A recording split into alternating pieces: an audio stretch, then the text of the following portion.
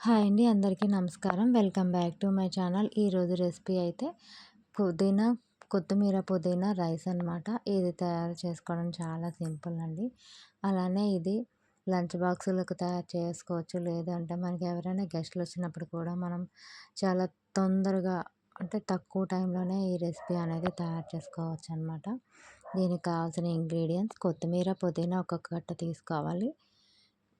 సన్నగా తరిగిన ఉల్లిపాయ ముక్కలు, పచ్చిమిర్చి, పచ్చాగా దంచుకున్న వెల్లుల్లి రెబ్బలు, రుచికి తగినంత ఉప్పు, కారం, తగినంత నూనె, డీప్ ఫ్రైకి తగినంత నూనె, అలానే బిర్యానీ ఆకు, ఇలాచి, యాలకులు, లవంగ మొగ్గ, కొంచెం నెయ్యి అంతేనండి. అలానే మనం ముందుగా కుక్ చేసుకున్న రైస్ అనమాట అంతే.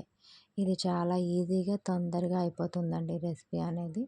ఫస్ట్ అయితే స్టవ్ మీద కళాయి అనేది పెట్టి తగినంత నూనె పోసి ముందుగా దంచుకొని పక్కన ఉంచుకున్న కొన్ని వెల్లుల్లి రెబ్బలు, పచ్చిమిర్చి, అలానే మనం ముందుగా కడిగి శుభ్రంగా పెట్టుకున్న కొత్తిమీర పుదీనా కట్టలు ఉన్నాయి కదండి, ఒక్కొక్కటి వాటిని కూడా వేసి బాగా కలుపుకోవాలి.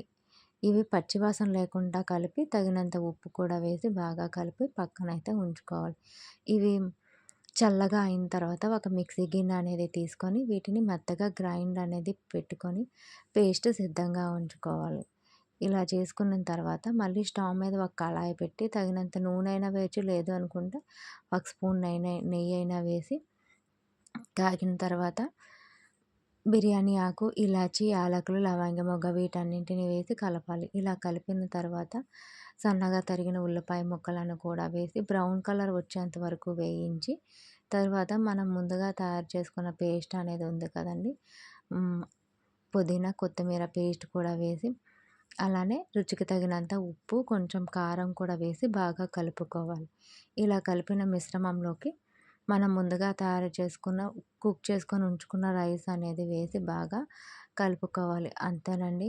ఎంతో కమ్మనైన వేడి వేడి పుదీనా రైస్ అయితే రెడీ అయిపోయినట్టే. ఇది చాలా సింపుల్ అనమాట. మనం ఎన్నో బిర్యానీలు అయితే తయారు చేసుకుంటాం. కాబట్టి వీటన్నింటికి రొటీన్‌గా ఇది చాలా బావుంటుంది.